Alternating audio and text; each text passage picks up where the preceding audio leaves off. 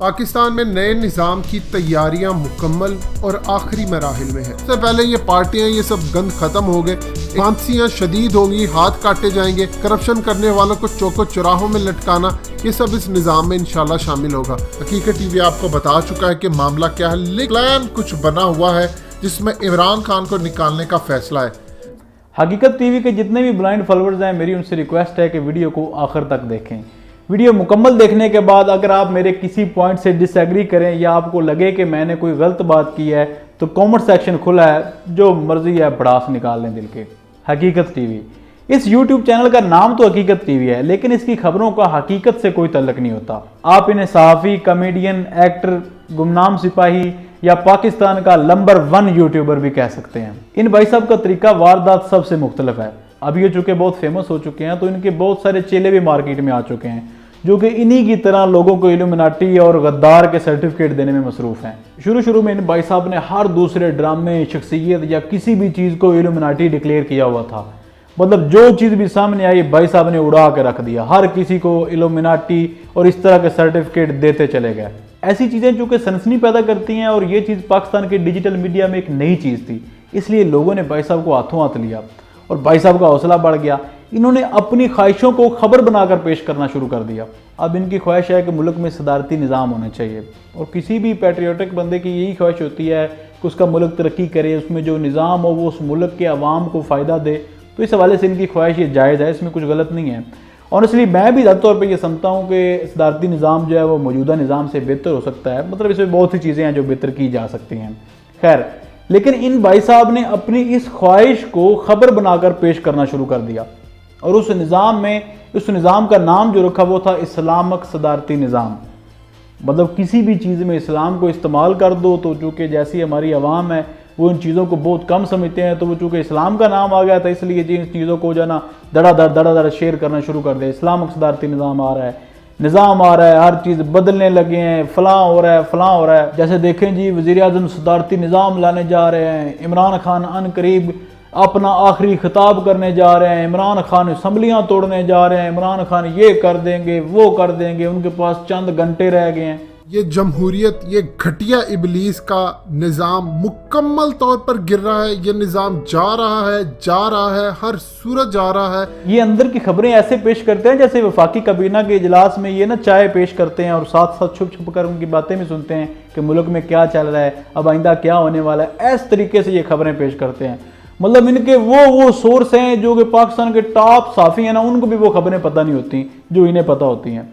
हकीकत में खबरें तो कोई होती नहीं है, बस भाई साहब ने अपनी तरफ से ढकोसले ही गढ़ने होते हैं, जितने मर्जी गढ़ लें। भाई साहब अंदर की खुफिया इन्फॉर्मेशन ऐसे देंगे जैसे प्राइम मिनिस्टर और आर्मी चीफ के दरमियान मुलाकात जो होती है ना, उसमें भाई साहब टेबल के नीचे छुप कर ना कहीं बैठे होते हैं और उनकी खुफिया बातें सुन लेते हैं, जो कि प्राइम मिनिस्टर के और आर्मी चीफ के अलावा किसी और को पता नहीं होती, लेकिन इन भाई साहब को पता होती हैं। बड़ी देर कर दी इमरान खान साहब, अब वक्त गुजर चुका है और कालीन और डीप थ्रोन होने का वक्त है आपके लिए। बहुत मुश्किलात का टाइम है। इन भाई साहब का तरीका वारदात ज़रा मुख्तलिफ है। ये तस्वीर के दोनों रुख देखते ही नहीं बल्कि दोनों रुख पर बात भी करते हैं। किसी एक टॉपिक पर 2 या 2 से ज़ायद वीडियोस बनाएंगे और हर वीडियो में अलग अलग प्रेडिक्शंस करेंगे। अगर तो हालात पहली वीडियो के मुताबिक चले गए तो बाद में बता दिया, देखें जी हकीकत टीवी ने तो आपको पहले बता दिया था। अगर हालात दूसरी वीडियो के मुताबिक चले गए तो फिर ये बता दिया, देखें जी हकीकत टीवी आपको पहले ही खबरदार करता रहता है। हकीकत टीवी को सब पता होता है। पिछले दिन इमरान खान ने एक तकरीब से खिताब करते हुए जस्टिस खोसा और आने वाले चीफ जस्टिस गुलजार हुसैन से कहा कि आप जो है ना वो निज़ामी अदल को ठीक करें, आपको जो भी वसाइल चाहिए हम आपको फराहम करेंगे। तो भाई साहब ने उस पर एक वीडियो बना डाली। भाई साहब ने यह कहा कि अब निज़ाम जस्टिस खोसा आकर चलाएंगे, इमरान खान निज़ाम के आगे बेबस हो गए।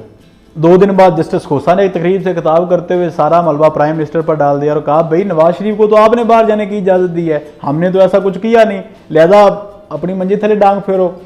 भाई साहब ने एक और वीडियो बना डाली। भाई साहब ने कहा सिस्टम इमरान खान का साथ छोड़ चुका है, हवाओं का रुख बदल चुका है। उसके बाद आर्मी चीफ की एक्सटेंशन का केस आ गया। इस एक टॉपिक पर भाई साहब ने 8-10 वीडियोस बना डाली। पहली वीडियो में तो उन्होंने जो अदालत में जो कुछ हुआ उसको बड़े सनसनीखेज लहजे में बयान किया। उसके बाद एक और वीडियो बनाई। अगली वीडियो में फरोग नसीम जो कि लॉ मिनिस्टर हैं, नसीम फारूक नहीं फरोग नसीम फारूक साहब नहीं भाई फरोग नसीम फरूक नसीम। हाँ, उसी फरूक नसीम को राग एजेंट, गद्दार और पता नहीं क्या क्या बना दिया। उसके बाद खबर आई कि फरूक नसीम आर्मी चीफ का केस लड़ने जा रहे हैं। भाई साहब खामोश हो गए, फिर फरूक नसीम के खिलाफ कोई बात नहीं की। इसके साथ साथ बाकी तमाम वीडियो में अपना तजिया पेश करते रहे, नोटिफिकेशन मअतल क्यों हुआ, जस्टिस खोसा क्या फैसला सुनाने वाले हैं, और साथ साथ प्राइम मिनिस्टर इमरान खान को मशवरों से भी नवाजते रहे। फलां बंदे को टीम में रखें खान साहब, फलां को निकाल दें, फलां एजेंट है, फलां गद्दार है, फलां ये है, फलां वो है। मतलब इन भाई साहब के मुताबिक इमरान खान को मशवरे सिर्फ देने का हक इन्हें है, वो पागल हैं, उन्हें कोई पता नहीं है, उनसे कोई हुकूमत नहीं चल रही, बेबस हो चुके हैं, मजबूर हो चुके हैं, मुल्क में अफरा तफरी का आलम है। इमरान खान को ट्विटर नहीं इस्तेमाल करने दिया जा रहा, फेसबुक नहीं उनको इस्तेमाल करने दिया जा रहा।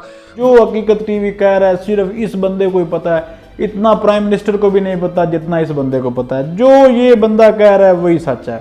भाई साहब ये फरमाते हैं कि अब ये चूंकि आज खुद नोटिस बन चुका है, इसलिए किसी सूरत भी नहीं हो सकता कि जस्टिस खोसा जो है ना वो जनरल बाजवा को एक्सटेंशन दें और उन्हें किसी सूरत भी कंटिन्यू करने दें। बहुत रेयर होगा कि जस्टिस खोसा जो है वो chief of army staff general Bajwa को कंटिन्यू करने दें। कि बहुत रेयर होगा, बहुत ही ज्यादा रेयर होगा कि वो एक ऐसा फैसला दे दें कि जिसमें जनरल बाजवा की एक्सटेंशन को वो ओके कर दें।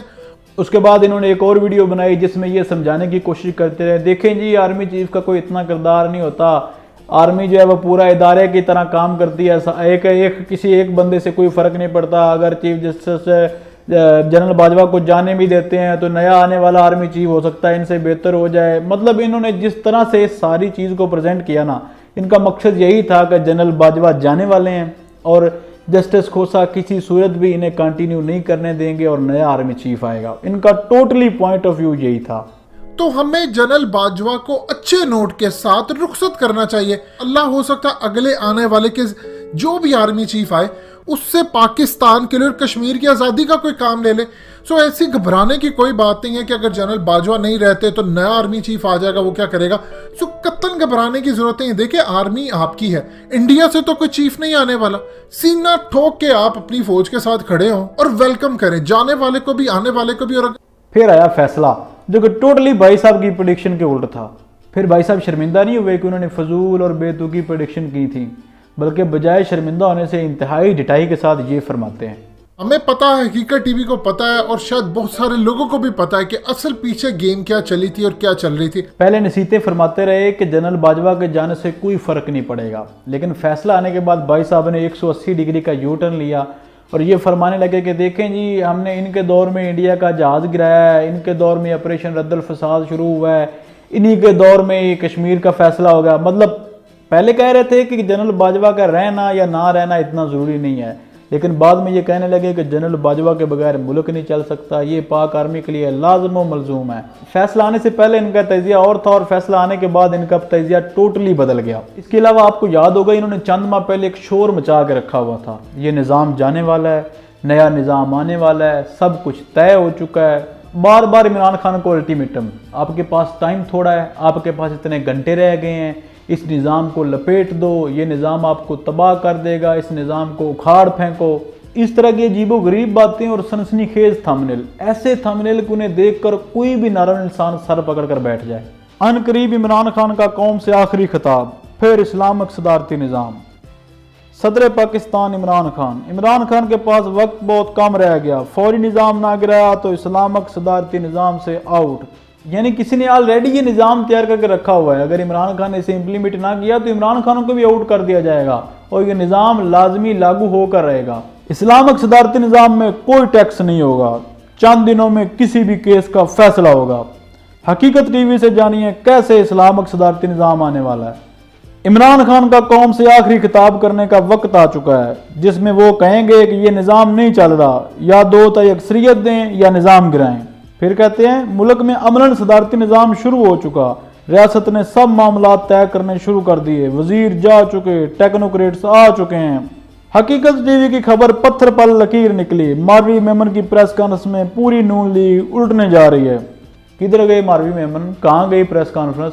अब मैं आपको इनकी कौन कौन सी बात बताऊं।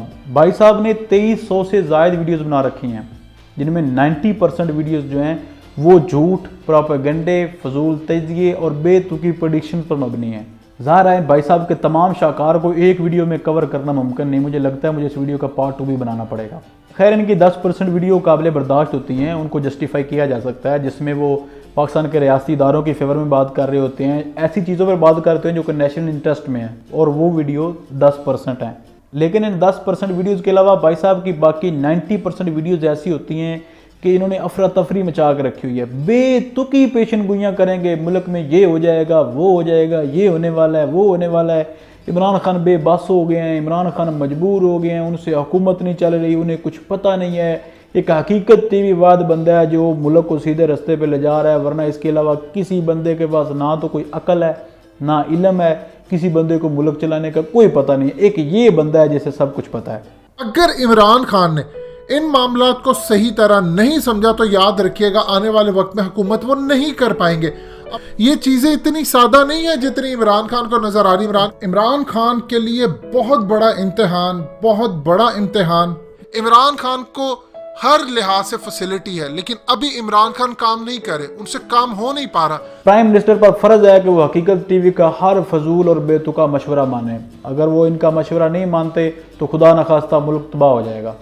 खुदा के बंदे, कुछ खुदा का खौफ करो। अल्लाह ताला ने आपको एक प्लेटफॉर्म दिया है, आपकी आवाज़ लाखों लोगों तक पहुंचती है, लाखों लोग आपको सुनते हैं। मतलब आप 2 मिलियन से ज़ायद आपके सब्सक्राइबर हैं और वो बढ़ रहे हैं। मज़ीद लोगों तक आपकी आवाज़ पहुंचेगी। आपको चाहिए कि आप लोकल इश्यूज़ पर बात करें, मुल्क में बेहतरी लाने की चीज़ों पर बात करें, पॉजिटिविटी फैलाएं। लेकिन आपने क्या किया हुआ है? हर दूसरे बंदे को इल्यूमिनाटी, हर ड्रामे को फसादी, फितना और लोगों को गद्दारी के सर्टिफिकेट्स दे रहे हैं।